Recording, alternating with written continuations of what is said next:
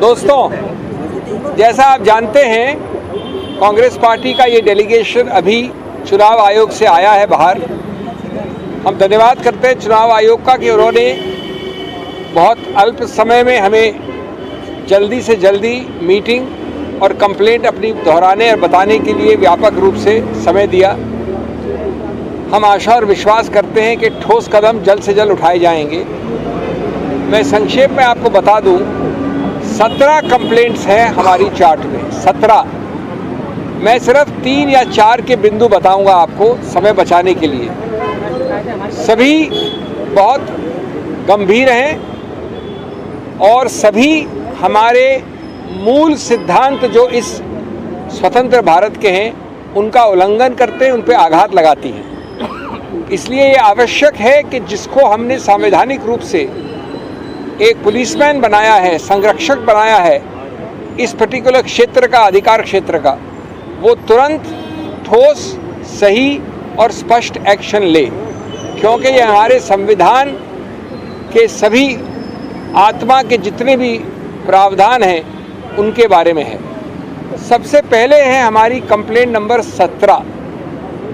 इस देश के, और मैं बहुत आदर के साथ कहता हूँ, हमारे प्रधानमंत्री भी हैं, इस देश के प्रधानमंत्री हैं, और मैं वास्तव में उनका आदर करता हूँ क्योंकि बहुत मुखर वक्ता हैं, प्रखर वक्ता हैं। मैं हाथ जोड़ के उनसे कहूँगा कि उन्होंने इस प्रकार का वक्तव्य कैसे दिया, नहीं देना चाहिए, और चुनाव आयोग को इसके ऊपर तुरंत एक्शन लेना चाहिए।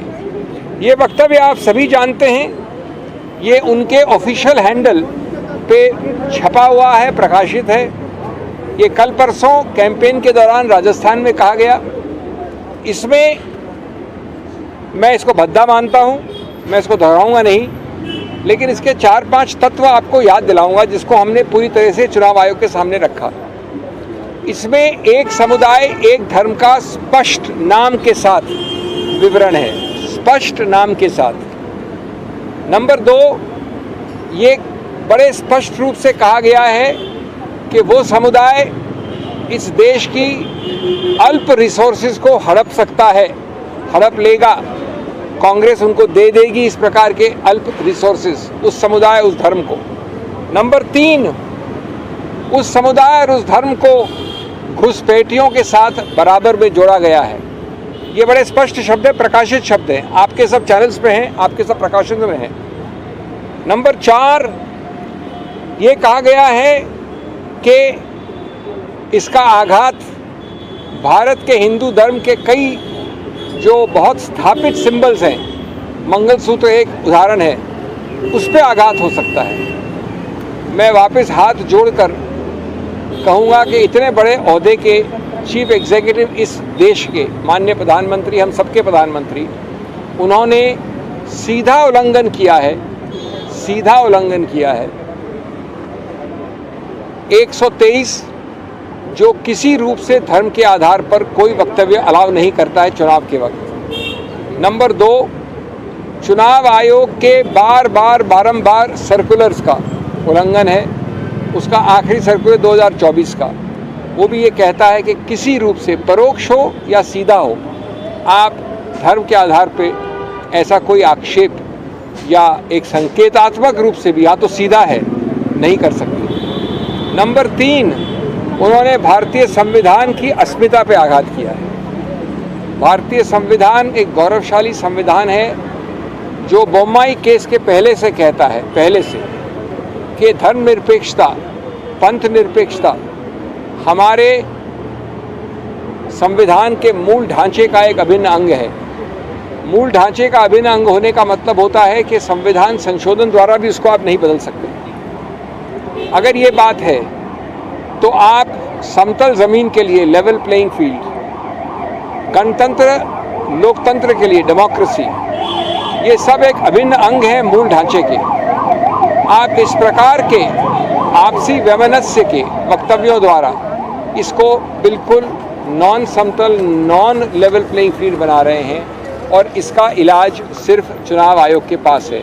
इसलिए जो आप, और मैं कह रहा हूँ ये कि इसमें भारत की क्रेडिबिलिटी का सवाल है, हमारे संविधान की क्रेडिबिलिटी का सवाल है। हमारे प्रधानमंत्री के पद की क्रेडिबिलिटी का सवाल है, हमारे चुनाव आयोग के क्रेडिबिलिटी का सवाल है। इसलिए आप वो सब जो करते हैं, जो आम आदमी के विषय में करते हैं, वो प्रतिबंध आपको लगाना पड़ेगा, चाहे कोई कितना बड़ा हो, चाहे कोई कितना छोटा हो।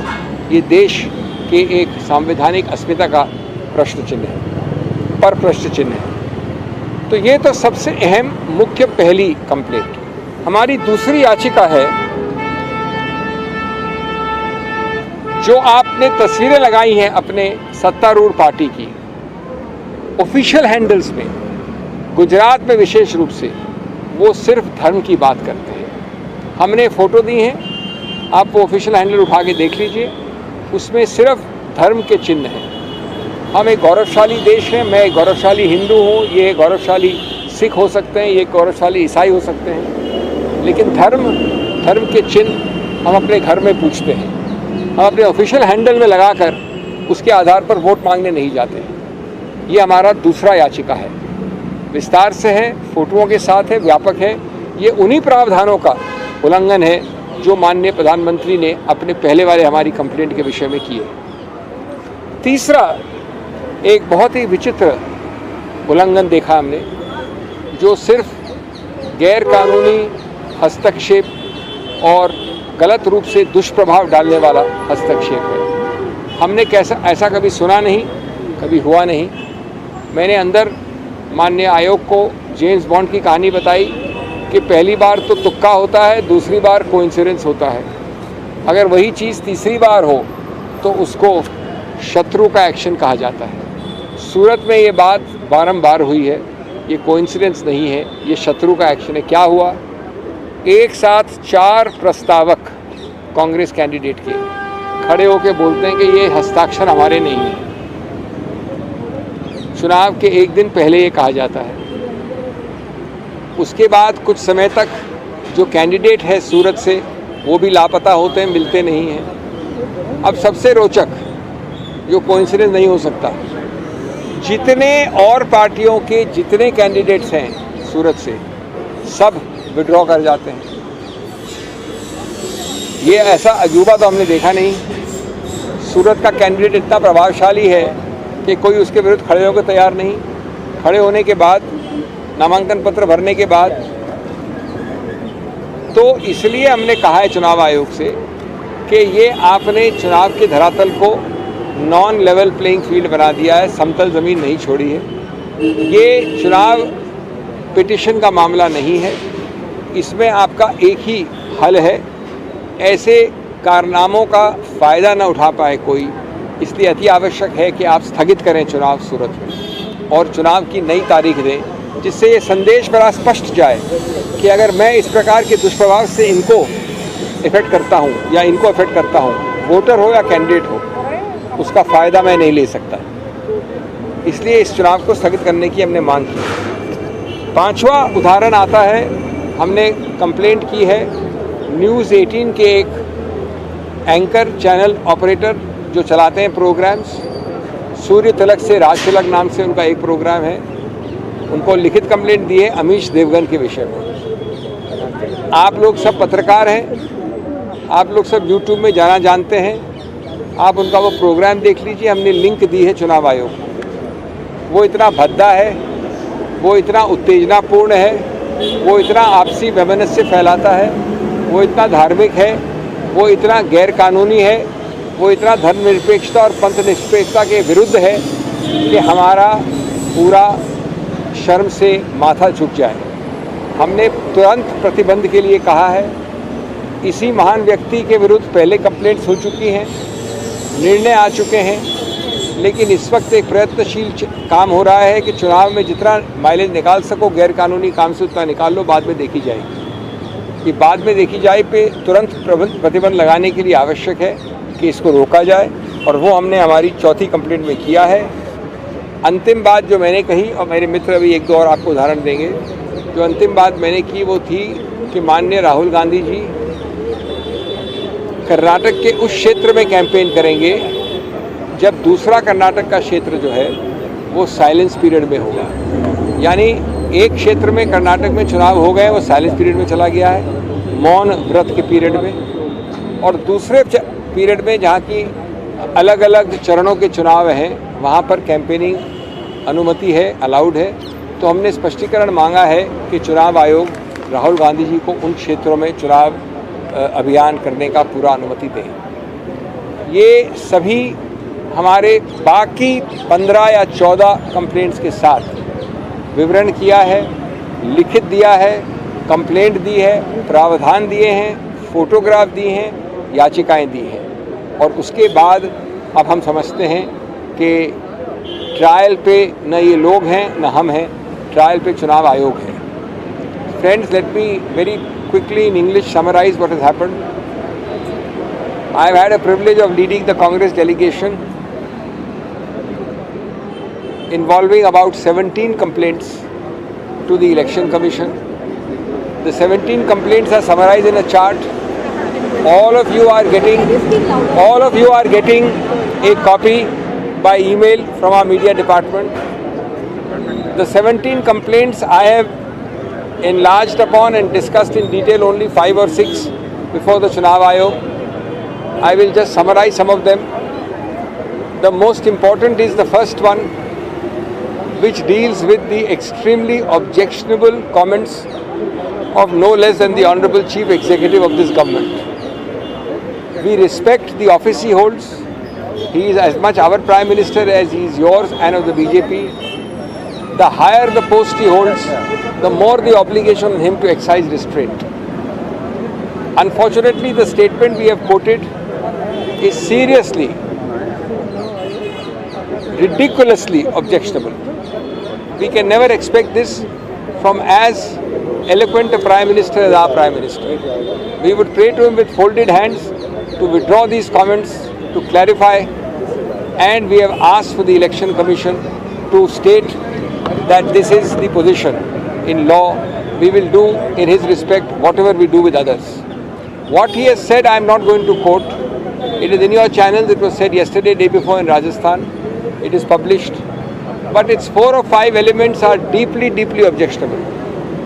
He has named a community. He has talked of religion blatantly. He has talked of communal and community blatantly. He has linked it with deprivation of resources of the majority and garnering and monopolization of resources by that minority. He has brought in Hindu imagery of no less than the Mangal Sutra. He has therefore clearly violated Section 123, the basic principle of not allowing excitement and inflammation of communal passions. Several circulars of the EC during the Model Code of Conduct, the latest being on 1st March 2024. The constitutional ethos and spirit which makes secularism a basic structure of our constitution, which makes a level playing field and democracy itself a part of the basic structure. A basic structure which means that even a constitutional amendment cannot violate the basic structure. This is a very serious, uncalled for invasion, and we hope and trust, because the Election Commission itself is on trial, that irrespective of the status of the person who has done this, appropriate action as in any other case will and must follow shortly. The second complaint we have raised is an extraordinary one.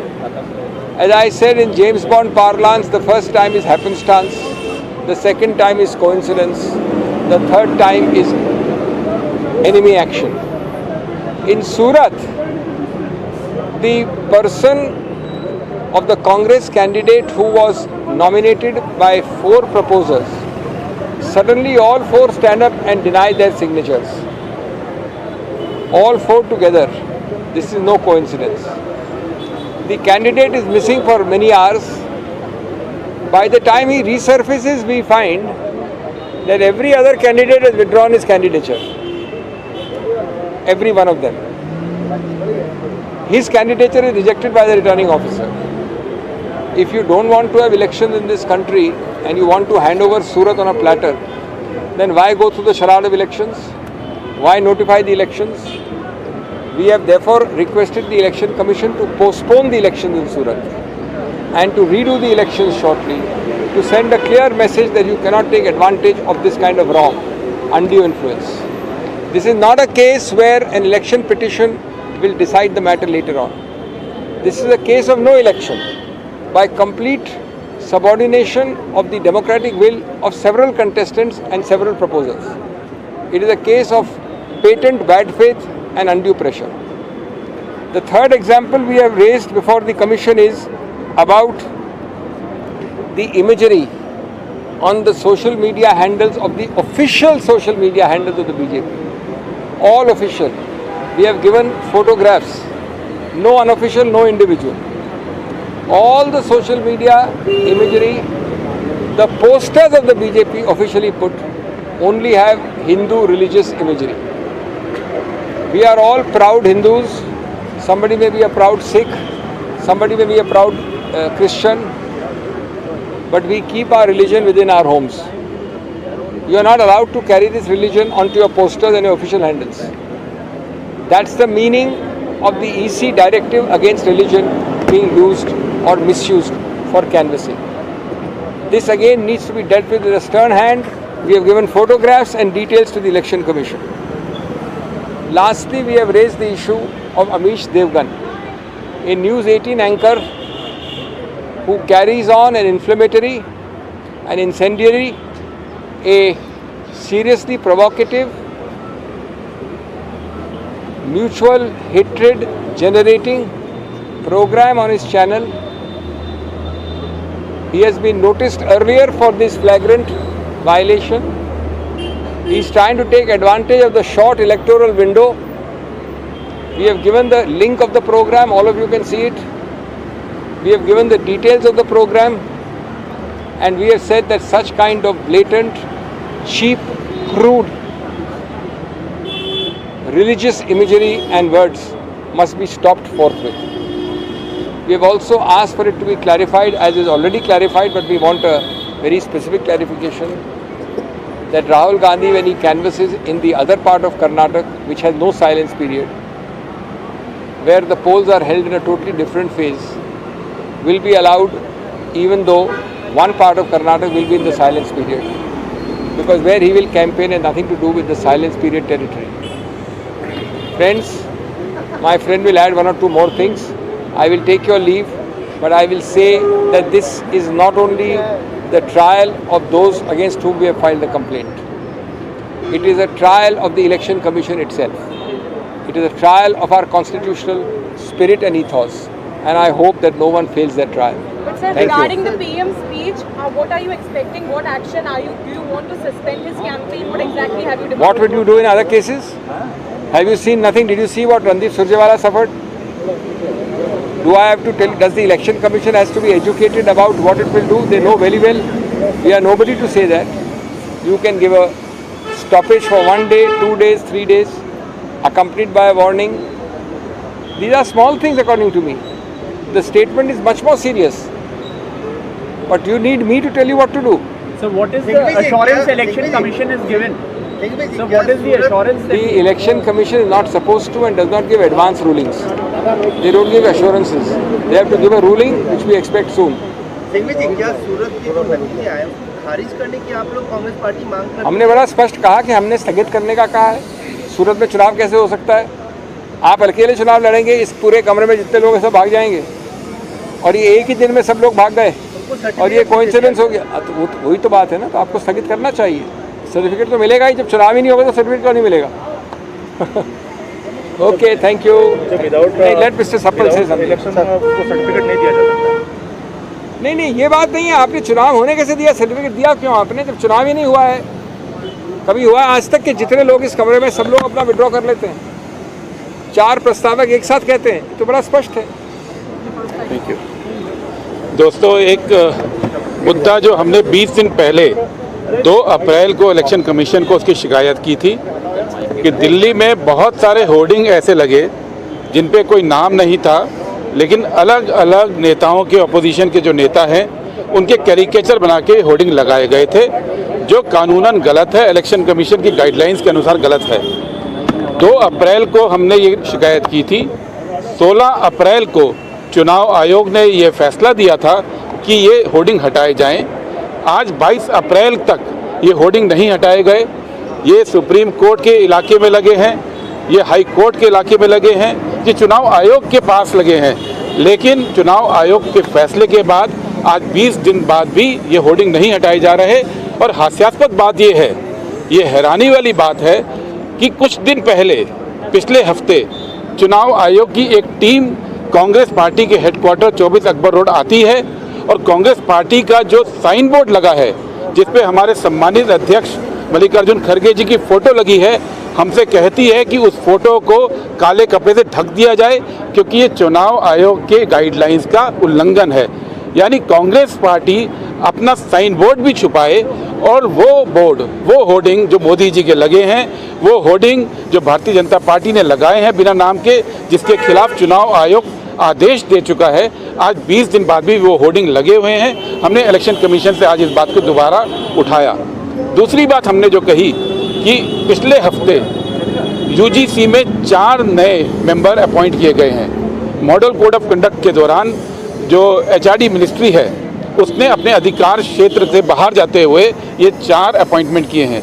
आपको याद होगा पिछले हफ्ते भी हमने एक और मुद्दा उठाया था जिसमें सूचना प्रसारण मंत्रालय चुनाव आयोग के गाइडलाइंस के अगेंस्ट जाकर मॉडल कोड ऑफ कंडक्ट के दौरान बहुत सारे यूट्यूब चैनल्स, बहुत सारे प्लेटफॉर्म, सोशल मीडिया प्लेटफॉर्म और बहुत सारे लोगों के वक्तव्यों को हटाने का ट्विटर से और फेसबुक और मेटा से हटाने की बात कर रही है। ये अधिकार हमने कहा था कि आईएनबी मिनिस्ट्री को चुनाव के दौरान नहीं हो सकता। चुनाव आयोग ने हमसे कहा था कि चुनाव आयोग की ये राय है कि सेक्शन 69 और सेक्शन 79 आईटी एक्ट का है, उसका उपयोग चुनाव के दौरान नहीं करना चाहिए। लेकिन चुनाव आयोग ने अभी तक सूचना प्रसारण मंत्रालय को रोकने का कोई आदेश नहीं दिया। और पिछले हफ्ते आप जानते हैं वो चैनल्स जिन्होंने ईवीएम की बात की, वो चैनल जिन्होंने इलेक्टोरल बॉन्ड की बात की, उन चैनल को मोनेटाइज करने से रोका गया है। वो जो ऐड उनको मिलता है लोगों से, उन ऐड को दबाने की कोशिश की गई है। हम इलेक्शन कमीशन से एक बार फिर अपील कर रहे हैं कि जैसे पूरे देश के अंदर कोई कानून व्यवस्था की एजेंसी, कोई मंत्रालय, कोई अधिकारी अपने आप फैसले नहीं ले सकता, उसको चुनाव आयोग की अनुमति लेनी होती है। वही चीज़ एमएचआरडी मिनिस्ट्री और सूचना प्रसारण मंत्रालय के बारे में भी लागू करना चाहिए। फ्रीडम ऑफ स्पीच को बरकरार रखना चाहिए और ये इंश्योर करना चाहिए चुनाव आयोग को कि कोई भी सरकारी मंत्रालय इस दौरान कोई आदेश न दे पाए।